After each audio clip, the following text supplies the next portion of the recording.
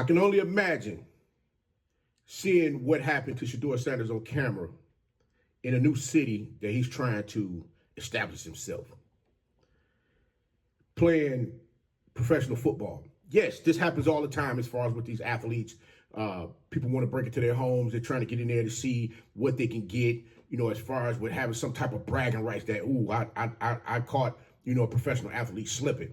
I mean, we've heard the stories about athletes getting robbed and athletes getting, having harm done to them because they want to rob them for the goods that they have, because others don't quite understand what it really takes to get out there and do what needs to be done for them to achieve the things that these individuals have been able to do because of their athletic ability. Now, I want to preface this when I say what I'm going to say here, because I know it's going to upset some folks. I've been on that type of time all day. When you have people that are envious of what you have, and sometimes the envy is not even about what you have, it's just the fact that they want you gone. They want to come at you for a simple fact that they don't like you. They dislike you for whatever reason. And people tend to want to lash out. They say hurt people hurt people. Well, I'll tell y'all something. It's something in that number 1, 2, 2, 1, and 2 that y'all don't quite understand that's going on. And this young man, Shedeur Sanders, Deion Sanders' son, is built for the ride to go ahead and take it all away to get him to where he's looking to go. We're going to talk about that thing, because you know what? This is another episode of Blow the Whistle with your favorite coach, Coach Walker. When he got to come out here and talk about that bush that's going on out here in these sports streets right now. And you know what? Shedeur Sanders is the topic of the day. That's right. Shedeur Sanders is the topic of the day, because we got to sit down. We got to discuss this thing. I'm sitting here, I'm looking at all of this stuff that's been going on with this young man since he was drafted, 5th round, with a 144th pick to the Cleveland Browns. You got a coach that doesn't really want to say this young man's name, because he understands that questions come with, talking about this young man. You got your behinds exposed last week. You put this young man out there for a dress rehearsal, and he wasn't dressed appropriately to make sure that he went out there and do what he needed to do out there on the field. Yeah, he went, 4 for 16, didn't have a great passing day. And, 4 for 17, 4 for 17, 47 yards, didn't have a great passing day. Had a lot of folks upset and angry at the fact of, they can't believe, why in the world would you send this young man out there looking like that? Well, you got to understand, when you have a presence about yourself, when you know who you are and whose you are, people don't quite understand that. They want to look at it like, wait a minute, I got to knock this kid down a peg or two. I got to find a way to shake this thing up, because ain't nowhere in the world he going to come up in here in this place and go ahead and get me knocked up out of here, because, hey, I'm really just subpar when it comes to coaching. I mean, hey, what more you want me to say? Yeah, I understand the fact the coach is 2-time coach of the year. Okay, that's great. But being a 2-time coach of the year, how many playoff games have you won? How many Super Bowls have you gotten your team to in your tenure with the Cleveland Browns? And I'm going to say Super Bowls, goose egg. Playoffs, yeah, you got there a couple of times too. But see, the funny thing is, when people like to throw around this word development, what are you developing? This young man is out there working on his own to sharpen the steel, to get his craft going, so that when it's his turn to go, he can go. But the biggest problem is when you don't have timing, especially in the sport of football, you trying to throw passes to receivers, your timing is off. And you're going to have overthrows, like the one he had to the receiver that was in the back of the end zone that, had he put that thing on the dime, that's a pass that we've seen him throw time and time again at Jackson State as well as at Colorado. And that thing been money every time he put it out there. And this one instance, you're like, wait, whoa. But now the questions is really starting to ring out like, okay, what is it about this young man that you just don't like that causes you to want to treat him in the manner in which he's being treated?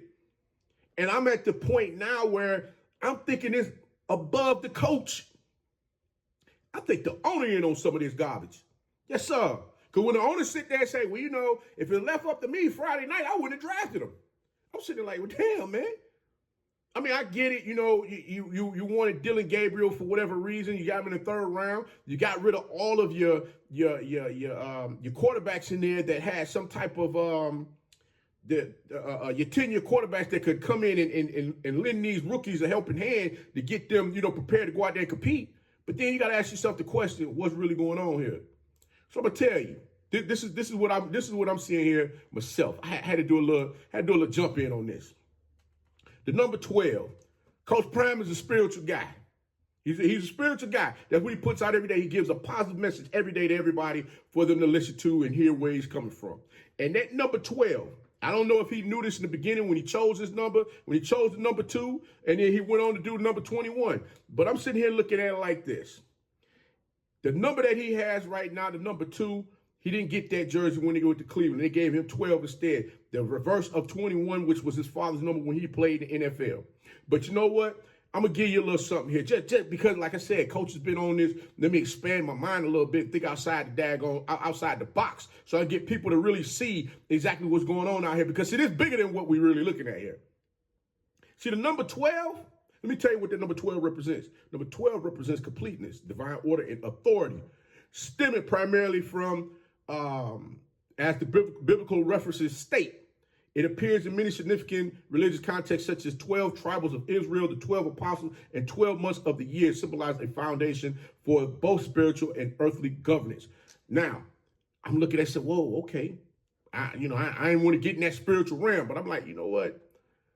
For that young man not to have been there when those individuals broke into his house, that something had to been, someone or something had to been covering him to make sure that nothing happened to him or anybody that could have been there when all of this went down.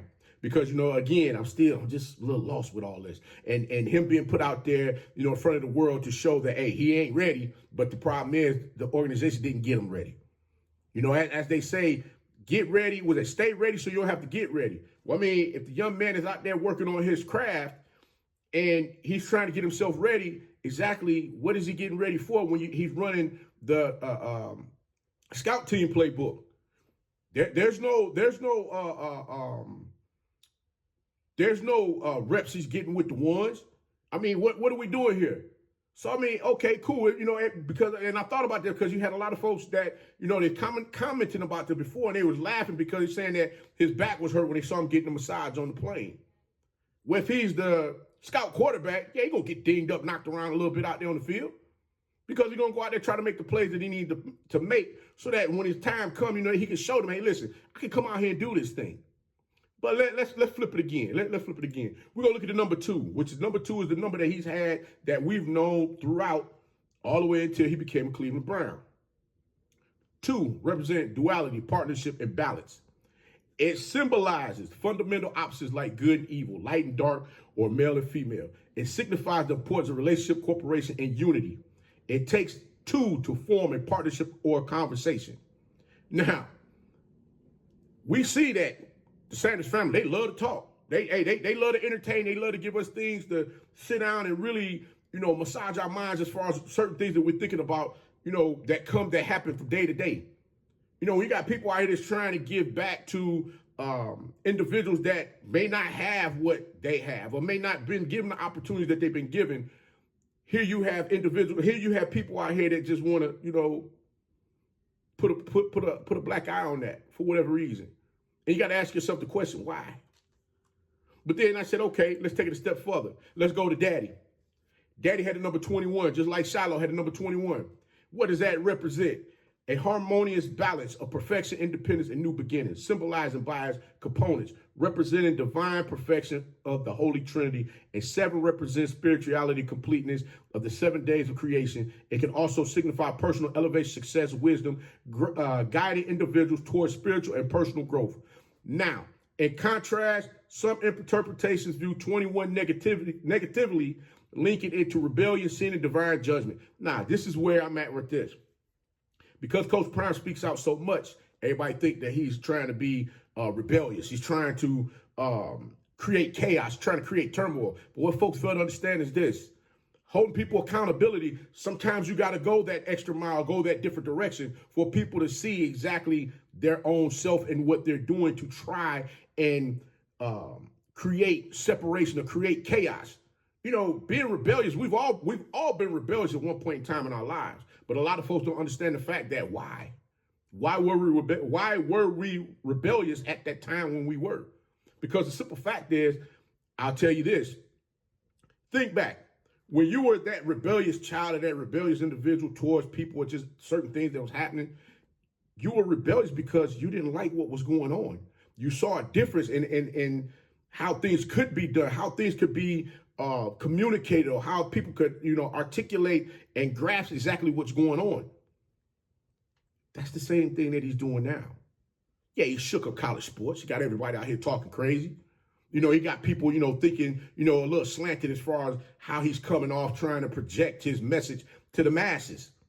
But sometimes you got to break something in order for people to see, hey, listen, this system really didn't work. We might need to rethink this, reevaluate, do something different. I mean, I'm just saying. Shedeur Sanders get the opportunity this weekend to go out there and start against the Las Vegas Raiders, another team that passed on him in the NFL draft. This week he gets to get reps with the number ones so that they can really see what's going on as far as his ability to get out there and comprehend the plays that they're going to be calling during the game and see things firsthand as far as what he needs to do to make sure he leads Cleveland on to victory. Cleveland has not won, first-time starting quarterback has not won their first start with the organization in, well, God knows when. And they've had several different quarterbacks throughout the years. This is Shadeur's time. This is Shadeur's time. See, I was one before that, I looked at a lot of, I looked at all of the things that was going on, all of the hoopla and all of the extracurriculars, and it was just like, man, you know what? This kid got to come here and show and prove. But this young man has kept his head down, stayed quiet, stayed the course, ain't out here ruffling no feathers. And every time he's taken astray from somebody else because of who his daddy is and what they represent. What do you represent? How do you represent? When do you represent? What do you represent? Are you willing to represent? That kid understand the name on the back of his jersey. He understand the critiques and the chaos he's going to receive behind good, bad, or ugly, and what he does out there on the field this weekend. I honestly believe this young man about to set this thing ablaze.